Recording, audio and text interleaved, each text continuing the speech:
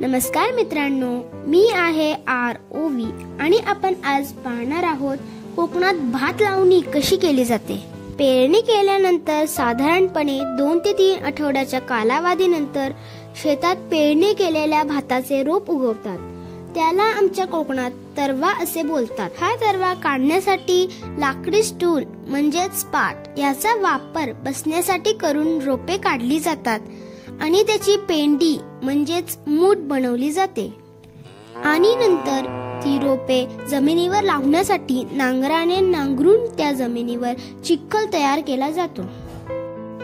नंतर त्या चिखलात रोपाच्या पेंड्या म्हणजेच मूठ आणून त्या मूठ मधल्या 2-2 रोपा काढून एक वेळेस लावतात। साधारणपणे त्या 2 रोपांमधील अंतर 10 ते 12 सेंटीमीटर असतात।